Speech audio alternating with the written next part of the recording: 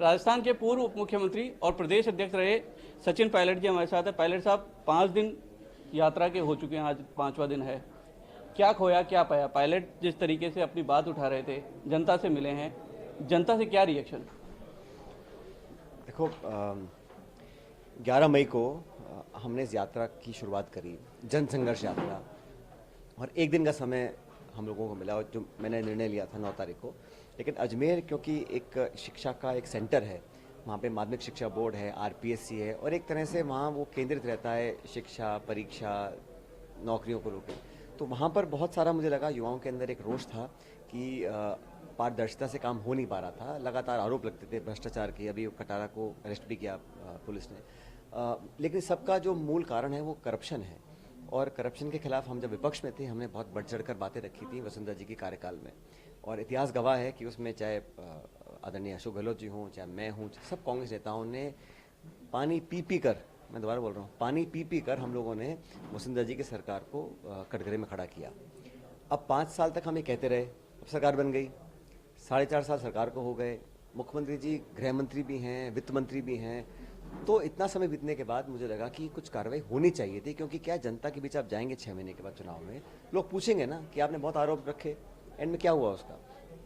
और मैंने आज नहीं कि मैं एकदम से सो के जग गया हूँ, मैंने 1.5 साल पहले चिट्ठियाँ लिखी मुख्यमंत्री जी को, आवेदन किया, और मैंने किसी को बताया नहीं इस बारे में, क्योंकि मैं चाहता था ये काम सरकार को करना था। लेकिन चिट्ठियों का कोई जवाब नहीं आया, कोई एक्शन नहीं हुआ। मैंने दोबारा उनको रिमाइंड किया। अंत में फिर मैंने एक जयपुर में बैठकर एक दिन का अनशन भी किया इसी मुद्दे को लेकर, और वो अनशन भी मेरा वसुंधरा जी के करप्शन के खिलाफ था। जन संघर्ष यात्रा भी किसी के विरोध में नहीं है, ये किसी व्यक्ति, किसी नेता, किसी के विरोध में नहीं है, ये करप्शन के विरोध में है। और करप्शन मैं समझता हूँ दीमक की तरह नौजवानों के भविष्य को खा रहा है, खासकर राजस्थान में। तो इसलिए उसका जड़ से उसका निराकरण करना बहुत जरूरी है। जन संघर्ष यात्रा हम लोगों ने निकाली, और मुझे लगता है कि जो समर्थन देखा आप लोगों ने, वो मेरे को नहीं मिला है, वो समर्थन पब्लिक का मुद्दों को मिला है, जिन मुद्दों को हमने उठाया है।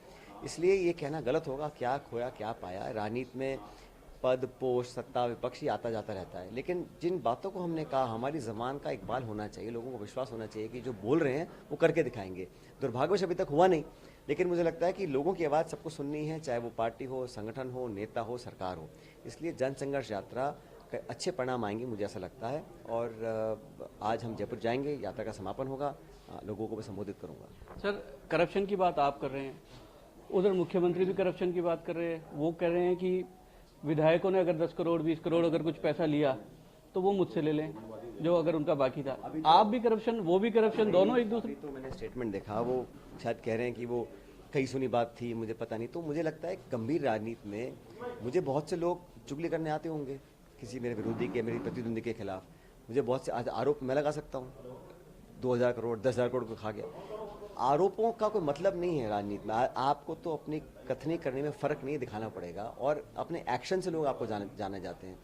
वसुंधरा जी की सरकार में जो आरोप लगे, खान घोटाला, बजरी घोटाला, भू माफिया, खान माफिया, वो तमाम आरोप लगे, हम सब ने लगाए, लेकिन कार्रवाई कुछ हुई नहीं। और आज ये बोल देना कि उसमें कुछ लिटिगेशन है, या हमने तो ट्रांसपेरेंट जांच की मांग करी है ना। मैं तो नहीं कह रहा हूँ किसी का दोषी करार दे दो, लेकिन जांच भी आप नहीं करो, और फिर चुनाव में जब लोग पूछेंगे हमसे आपने क्या किया। और कर्नाटक में हमने क्या किया, बोमई सरकार को कटघरे में खड़ा किया, ये बोल के कि 40% कमीशन सरकार है।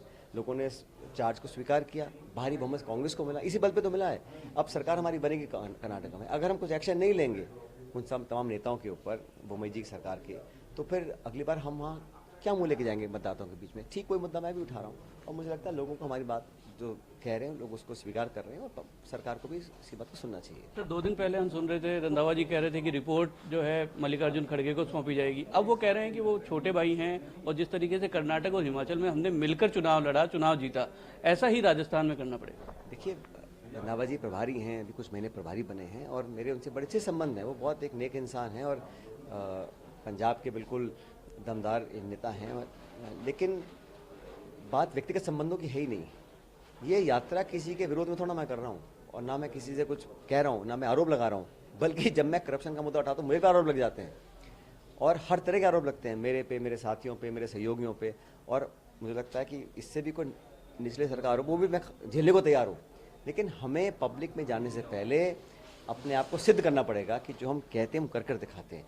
विश्वसनीयता राजनीति में बहुत इंपॉर्टेंट है, इस बात को मैं दोहरा रहा हूँ। सर यात्रा अब आपने निकाल ली है, लेकिन जो मुख्य बात होगी वो तो आलाकमान से करनी होगी। क्या आपकी आलाकमान से इस बारे में ये जो भ्रष्टाचार की इशू है इन पर चर्चा? जी, जो कार्रवाई करनी है वो पार्टी को थोड़ा ना करनी है, सरकार को करनी है। इसमें एआईसीसी क्या कर सकती है मुझे बताइए आप? सरकार का करना है, ऑर्डर सरकार इशू करती है, जहाँ सरकार बैठाती है, डिपार्टमेंट, विभाग, विजिलेंस, इंटेलिजेंस सब सरकार के हाथ में होता है। और माकन साहब जो हमारे प्रभारी रहे उस समय, उनको सारी जानकारी मैं लेता था, संज्ञान सबको पता है, लेकिन कार्रवाई तो सरकार को करनी है। इसलिए मेरा आग्रह मुख्यमंत्री जी से भी है, क्योंकि वही गृह मंत्री हैं, वही वित्त मंत्री हैं, और ये आरोप उन्होंने भी लगाए थे, मैंने अकेले नहीं लगाए थे, सदन के अंदर लगाए थे। करोड़ों रुपए का लेन देन होता है प्रति माह, प्रति वर्ष नहीं, प्रति माह, ये बात बोली सदन के अंदर। तो उस पर हमने कहाँ जांच बिठाई, अब तक क्या हुआ उसका? तो मैं नहीं पूछूंगा, पब्लिक तो पूछेगी ना जब वोट लेने जाएंगे। और देखो, जब विपक्ष में हमारी पार्टी होती है तो अध्यक्ष के नाते जिम्मेदारी मुखिया की होती है। मैं अध्यक्ष रहा 6-7 साल, चुनाव लड़े तो मेरी जिम्मेदारी थी, मैं सबके हाथ जोड़ जोड़ के सबको साथ लेकर चला ताकि हम सरकार बना सकें। जब सरकार में हम होते हैं तो प्रदेश का मुखिया मुख्यमंत्री होता है।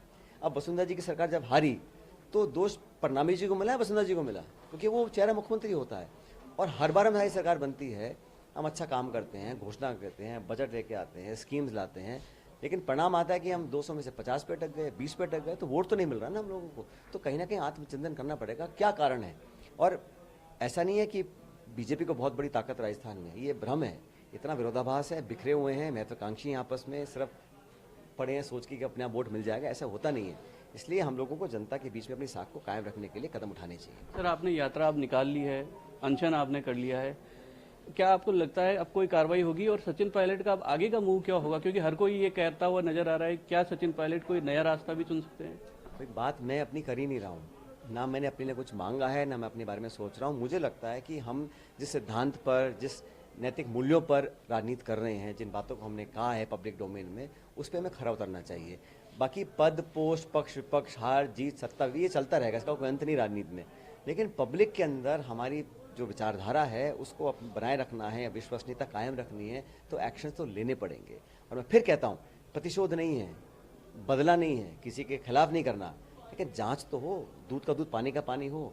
और ये जो सफाई देने का काम कुछ लोग कर रहे हैं, मुझे ज़रूरत क्या, मुझे समझ नहीं आ रहा।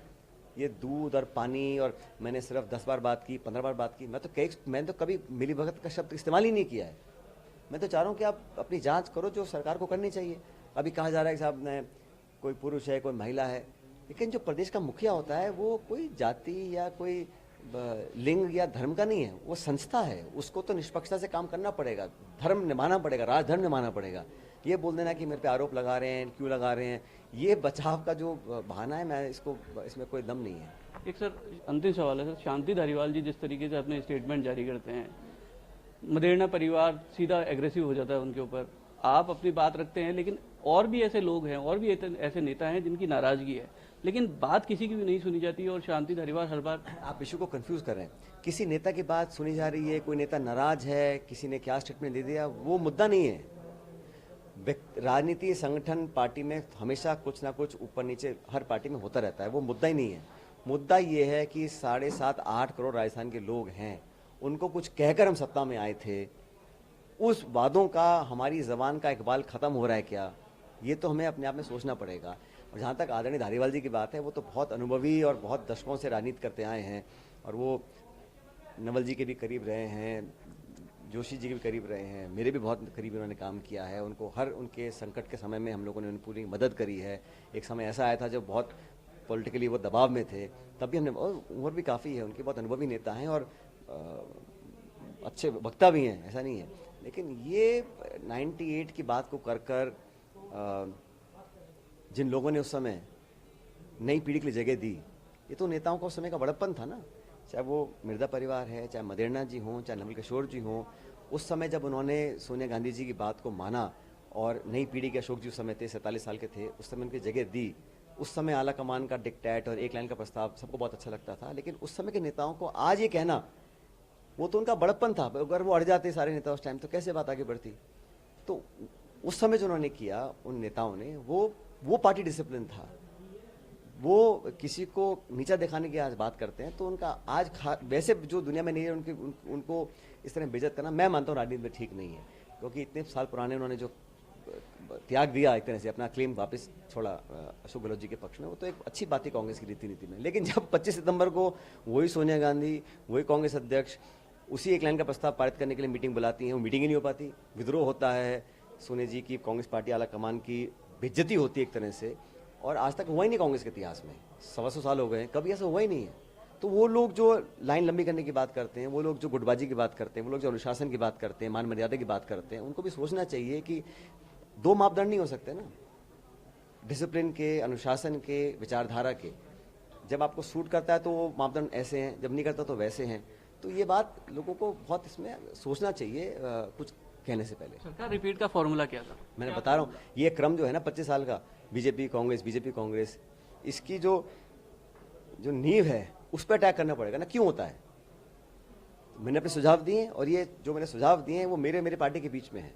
लेकिन जो कमेटी बनी है ICC के माध्यम से, 3 मेंबर कमेटी, वेणुगोपाल जी, अहमद पटेल जी और जनरल सेक्रेटरी इंचार्ज की कमेटी, उसमें एक पूरा रोड मैप तैयार हुआ, खाका तैयार हुआ, एक एग्रीमेंट हुआ, समझौता हुआ, उसके ऊपर हम लोगों ने काम किया 2-2.5 साल, ऐसा नहीं है।